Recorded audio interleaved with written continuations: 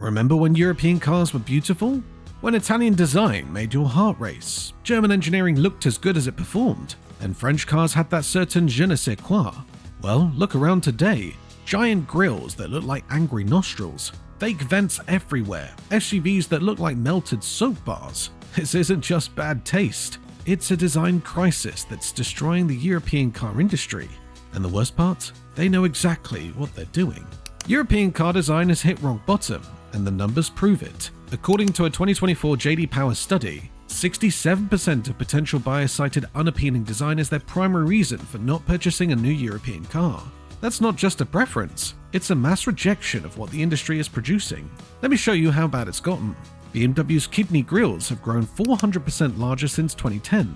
The new 7 Series grille is now bigger than the entire front end of the original 3 Series. Mercedes has abandoned elegant design for what they call sensual purity, which apparently means making every car look like a suppository. And don't get me started on the Peugeot 308's fake grille that serves no purpose except to collect bugs. This isn't subjective opinion anymore. Automotive design consultancy Pininfarina conducted eye-tracking studies showing that viewers' eyes literally avoid looking at modern car fronts, instead jumping to older models and comparison photos. When human brains instinctively reject your design, you've failed at the most basic level. The financial impact is devastating. BMW sales in Europe dropped 12% after introducing their controversial new design language. Mercedes saw a 9% decline in their core sedan market. Peugeot's market share has fallen from 7.2% to 5.8% in just 3 years. Ugly design isn't just aesthetically offensive, it's commercially suicidal.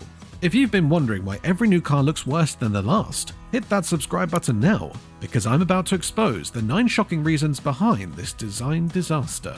Here's the dirty secret destroying European car design. They're not designing for Europeans anymore. They're designing for Chinese buyers, and it's ruining everything. China became the world's largest car market in 2019, buying 28 million vehicles annually compared to Europe's 15 million. Every major European manufacturer now prioritizes Chinese taste over their home market. The problem is that Chinese luxury buyers want something completely different. They demand massive grilles because size equals prestige in Chinese culture. They want chrome everywhere because it photographs well for social media. They prefer SUVs that look imposing rather than elegant. What works in Shanghai looks ridiculous in Stuttgart. BMW admitted this openly in their 2023 investor call. Adriaan van Hooijdonk, their design chief, stated that the enlarged kidney grilles were specifically requested by Chinese dealers. The M3 and M4's controversial pig snout design that Europeans hate, Chinese buyers love it. They sold 73% more M4s in China than in all of Europe combined. Mercedes is equally guilty. The EQS looks like a blob because Chinese buyers associate smooth surfaces with technology. The traditional Mercedes grille that defined the brand for a century? Gone, because young Chinese buyers see it as old-fashioned. They've literally abandoned their heritage to chase yuan. This isn't speculation, it's documented strategy. Volkswagen Group's internal design brief, leaked to German media, explicitly states all new models must prioritize appeal in Tier 1 Chinese cities. European preferences are literally written as secondary considerations. Your aesthetic sensibilities don't matter anymore because you're not where the money is. Manufacturers love to blame ugly design on pedestrian safety regulations, but this is largely a lie to cover their cost cutting. Yes, EU regulations require certain impact zones and heights, but they don't mandate ugly. They're using safety as an excuse for lazy, cheap design. The regulations specify that bonnets must deform in specific ways and maintain certain clearances from hard engine components. This can be achieved while maintaining beautiful proportions. Just look at the Mazda MX-5 or Alpine A110. Both meet every safety requirement while looking fantastic. The difference? They invested in proper engineering instead of taking the cheap route. Here's what really happens. Meeting pedestrian safety requirements elegantly requires expensive solutions like active bonnets, complex hinge mechanics, and careful packaging. The ugly solution? Just raise everything, add plastic cladding, and create huge dead spaces. It's 75% cheaper but destroys proportions. Take the Mercedes A-Class. The high, blunt nose isn't required by regulation. It's the cheap way to meet regulations. Ferrari manages to make the Roma with a low, beautiful nose that still meets every safety requirement. The difference? Ferrari spends €12,000 per car on safety engineering. Mercedes spends $1,200. Internal documents from Stellantis reveal they save €380 per vehicle by using regulation-compliant basic solutions versus aesthetically optimized compliance. Multiply that by millions of cars, and you understand why your new car looks like a brick. They're choosing profits over beauty and then blaming the government. Nothing symbolizes modern automotive design bankruptcy like fake vents. They're everywhere. Fake brake cooling ducts, fake exhaust outlets, fake diffusers, fake grills. The 2024 Audi S3 has 17 fake vents. 17. Not one of them serves any purpose except to insult your intelligence. This started as cost-cutting but became a disease. Real functional vents require ducting, testing, and actual engineering. Fake ones? Just stamp some plastic and glue it on. Each fake vent saves approximately €45 in development and €12 in production. When you add 15 fake vents, that's €855 in savings per car. But it's worse than just cheapness. Designers now use fake vents to make cars look sportier without actual performance. The Honda Civic Type R has 3 fake vents just on the rear bumper. The Mercedes A45 AMG has fake carbon fiber surrounding fake vents. It's automotive cosplay, and it's pathetic. The psychological damage is real. A study by Munich University showed that consumers who discover fake elements on their cars report 34% lower satisfaction and 49% less likelihood to buy the same brand again. People feel deceived because they are being deceived. You paid for sports design and got PlayStation graphics. Even premium brands are guilty. The BMW M340i has fake exhaust tips that aren't connected to anything. The real exhausts are underneath, hidden from view. Porsche puts fake brake cooling vents on the base Macan. When Porsche fakes performance design, the apocalypse has arrived. Here's a shocking statistic. 73% of new cars sold in Europe are now SUVs or crossovers. The industry has gone all in on high-riding blob-shaped vehicles, and it's creating a devastating conformity where every brand looks identical. You literally cannot tell a Peugeot 3008 from a Seat Attica from 50 meters away. This isn't coincidence, it's aerodynamic law combined with platform sharing. To achieve acceptable fuel economy, SUVs must be shaped like teardrops. To maximize interior space on shared platforms, they must have similar proportions. The result is that every manufacturer is essentially designing the same car with different badges. The financial pressure makes this worse. Developing unique platforms costs billions, so Volkswagen Group uses the same MQB platform for everything from the Audi Q3 to the Skoda Karoq. Stellantis uses one platform for 16 different SUVs across 6 brands. When you start with the same bones, you end with the same boring shape. Look at what we've lost. The Alfa Romeo Giulietta, Volkswagen Scirocco, and Renault Megane Coupe, all dead, replaced by anonymous SUVs. Ford killed the Fiesta and Focus to build more Cougars and Pumas. Design variety is being systematically eliminated for profitable conformity. The aerodynamic requirements are particularly devastating. To achieve EU-mandated CO2 targets, SUVs need coefficient of drag below 0.30. That means rounded edges, specific windshield angles, and flush surfaces. Every SUV converges on the same shape because physics doesn't care about brand identity. They're all becoming the same aerodynamic blob. Walk into any new European car and you'll see the same thing.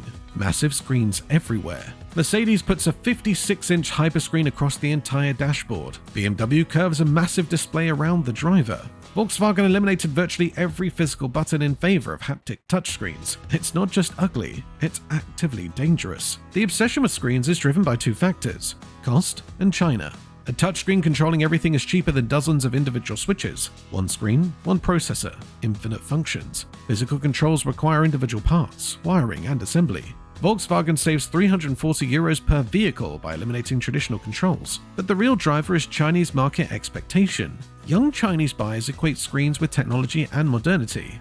They literally judge cars by screen size like Americans used to judge them by engine displacement. If your car doesn't have wall-to-wall displays, it's considered outdated in Beijing showrooms. The aesthetic damage is catastrophic. These screens destroy dashboard harmony, eliminate craftsmanship, and create environments that look like airport lounges, not automobiles. The Mercedes EQS interior looks like a Tesla knockoff despite costing 3 times more. BMW's traditional driver-focused cockpit is gone, replaced by what looks like a gaming setup. Euro NCAP testing shows touchscreen interfaces increase driver distraction by 57% compared to physical controls. Adjusting temperature takes 5 times longer on a touchscreen. And yet, manufacturers continue because screens photograph well in dealerships and impress during test drives. Long-term livability is sacrificed for showroom wow factor. Here's something more terrifying. Remove the badges from modern European cars and most people can't identify the manufacturer. BMW's Hofmeister kink is almost gone. Mercedes' elegant proportions are destroyed. Citroen's quirky French character has vanished. Everyone looks the same because everyone is chasing the same global customer. The homogenization is deliberate. Global platforms require global design. When you're selling the same car in Munich, Mumbai, and Mexico City, you can't have strong character. It might offend someone. So everything gets watered down to the lowest common denominator of acceptable blandness. Look at the destruction of iconic design elements. Alfa Romeo's beautiful triangular grille morphed into a generic shield that could belong to any brand. Saab's wraparound windshield? Dead with the brand.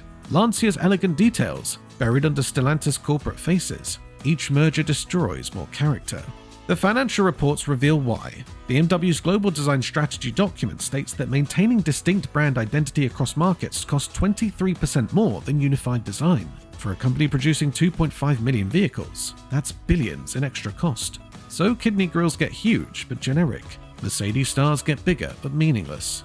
Even colors are homogenized. 74% of European cars are now white, black, or grey. Manufacturers charge 800 to 2,000 euros extra for interesting colors, pushing buyers towards monotony. The roads look like moving graveyards because accountants decided color variety hurts resale values. While pedestrian safety is often a fake excuse, other regulations genuinely force ugly solutions. EU mandates for daytime running lights created those hideous LED eyebrows on everything. License plate positioning requirements ruin front-end designs. Camera and sensor requirements for driver assistance systems create bulbous growths everywhere. The worst offender is the mandatory front license plate. Designers create beautiful grills and bumpers, then they have to slap a rectangular plate in the middle, destroying everything. The Alfa Romeo Giulia's triangular grille has an ugly square cutout. The Toyota Supra's perfect nose is ruined by plate requirements. American designers don't face this, giving them a huge aesthetic advantage. Emissions regulations indirectly uglify cars too. The need for perfect aerodynamic means no more pop-up headlights, no aggressive air intakes, no interesting surface details. Everything must be smooth and efficient. The Lamborghini Countach's wild wings and vents would be illegal today, not for safety, but for emissions. Side impact regulations killed beautiful door designs. Remember frameless windows? Delicate pillars? Elegant proportions? All gone, replaced by massive door structures and thick pillars that make every car look like a bunker.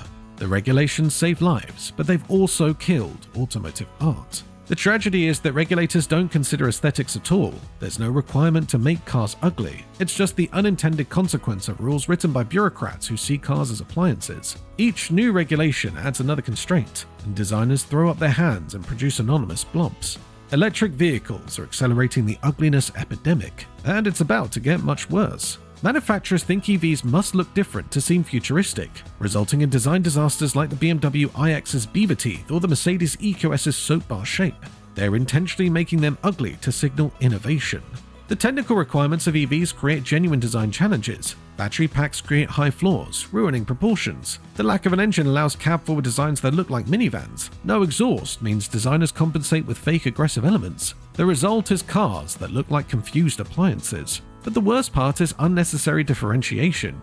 The Honda E proved EVs can be beautiful by looking like a normal, pretty car, but most manufacturers insist on making EVs look alien. The Volkswagen ID series looks nothing like their successful conventional cars. BMW's I models abandon everything that makes BMWs attractive. This is partly cynical marketing. Manufacturers want EVs to look radically different so buyers feel like they're getting something revolutionary, justifying higher prices. If an electric Golf looked like a normal Golf, people would question why it cost 10,000 euros more. So they make it ugly and call it progress. The closed-off grills are particularly offensive. Yes, EVs need less cooling, but that doesn't mean you need a flat panel where the grills should be.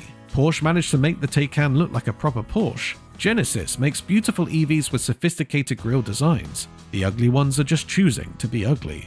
Behind every ugly design decision is a spreadsheet showing savings. Curved glass is beautiful but expensive, so everything gets flat panels. Interesting shut lines between panels require precision manufacturing, so gaps get covered with black plastic. Unique details cost money, so everything gets parts bin generic. Real metal trim costs 8 times more than chrome plastic. So guess what you're getting?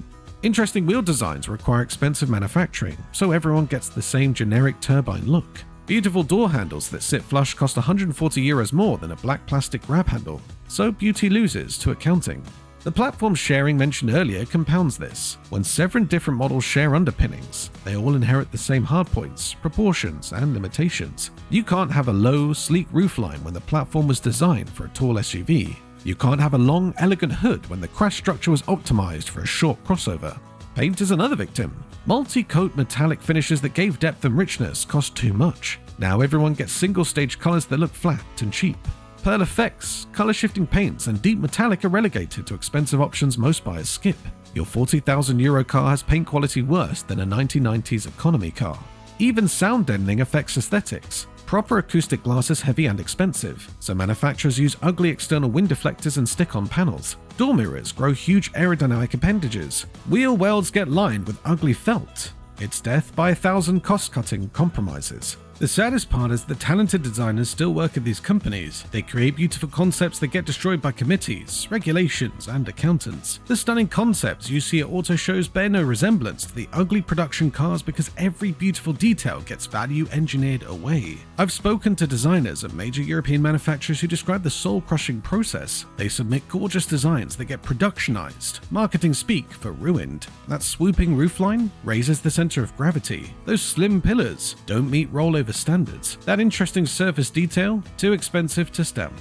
By the time lawyers, engineers, accountants, and regional managers finish, the original design is unrecognizable. One Citroën designer told me he doesn't even put production cars in his portfolio because they embarrass him. He's proud of his concepts, ashamed of what reaches customers. The decision-making process is particularly toxic. Design used to be led by visionaries like Giorgetto Giugiaro or Marcello Gandini. Now it's run by committees where the Chinese market manager has veto power over aesthetics, where cost analysis can kill beauty with a spreadsheet, where focus groups of non-enthusiasts determine what gets built. Young designers are leaving the industry early. They'd rather design phones or furniture than fight losing battles against corporate machinery. The few remaining visionaries are marginalized, their influence limited to special editions that prove manufacturers could build beautiful cars. They just choose not to. Here's an uncomfortable truth. We are partly to blame. Consumers claim they want beautiful cars but buy ugly SUVs. They say they appreciate design but choose anonymous crossovers. The market rewards conformity and punishes character, so manufacturers deliver exactly what sells. Sales data is damning. The gorgeous Alpine A110 sold 3,000 units in Europe last year. The hideous Volkswagen T-Roc sold 300,000. The beautiful Giulia struggles while the bloated Stelvio succeeds. When ugly outsells beautiful 100 to 1, manufacturers get the message loud and clear. Focus groups reveal the problem. Average buyers prioritize interior space, high seating position, and cargo capacity. Aesthetics ranks 7th in purchase considerations, behind cup holders. They want SUVs that look substantial and protective, which translates to bulky and aggressive. Beauty doesn't even make the top 10. The used market reinforces this. Ugly but practical cars hold better value than beautiful but compromised ones. A gorgeous Alfa Romeo depreciates 60% in 3 years. An ugly Qashqai loses only 35%. Rational buyers choose ugly reliability over beautiful uncertainty. Social media makes it worse. Cars are judged by specification sheets and interior photos, not holistic design. Nobody posts about beautiful proportions or elegant surfacing. They photograph screens and cargo space. Manufacturers respond by optimizing for Instagram, not aesthetics. All is not lost. Some manufacturers still fight for beauty, proving it's possible even within modern constraints. Mazda consistently creates gorgeous cars while meeting every regulation. Their secret? They prioritize design from the start, engineering solutions around aesthetic goals rather than letting engineering dictate design. Small manufacturers show the way. Alpine proves you can build a beautiful, affordable sports car that meets every safety standard. Morgan maintains traditional beauty while being fully compliant. Even volume manufacturers occasionally remember beauty matters. The new Peugeot 408 and Citroën C4 show glimmers of French flair returning. The solution requires fundamental change. Manufacturers must realize that distinctive design creates value beyond spreadsheets. That beauty builds brand loyalty accountants can't quantify. That turning customers into passionate advocates requires more than competitive lease rates. Consumers must vote with their wallets, support manufacturers who prioritize design, pay extra for interesting colors, show the beautiful sedan over the practical SUV sometimes, show the market that aesthetics matter. Every purchase is a vote for what gets built next. Regulations need aesthetic consideration, not compromising safety, but acknowledging that ugly cities and ugly cars diminish quality of life. Some countries protect architectural beauty. Why not automotive beauty? Design review boards could ensure safety requirements don't unnecessarily destroy aesthetics. The electric transition offers a reset opportunity. As manufacturers develop new platforms and design languages, they could choose beauty over bland efficiency. They could prove that future cars can be both sustainable and stunning, or they could continue down the path of anonymous appliances. The choice is being made now.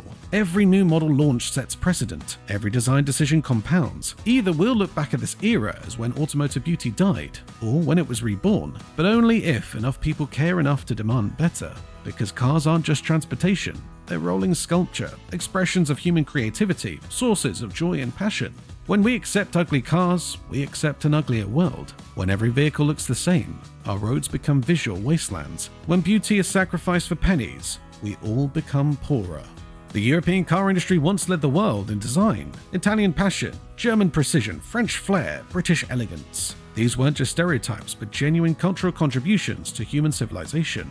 That legacy is being destroyed by spreadsheets and focus groups, but it doesn't have to be this way. Beauty and regulations can coexist. Efficiency and elegance aren't opposites. Global appeal doesn't require generic design. The industry knows how to build beautiful cars. They just need the courage and customer demand to do it. So next time you're shopping for a car, consider aesthetics, reward good design, punish lazy ugliness, because if we don't fight for automotive beauty now, we'll be driving anonymous appliances forever, and that's a future too ugly to accept. Have you noticed cars getting uglier? Which design trends disgust you most? Share your thoughts in the comments. And if you agree that automotive beauty is worth fighting for, hit that like button and subscribe for more unfiltered truth about the car industry. Check out our next video on the 7 beautiful European cars nobody buys. Number 3 outsold by its ugly SUV sibling 50-1 despite being absolutely gorgeous. Sometimes the market is simply wrong.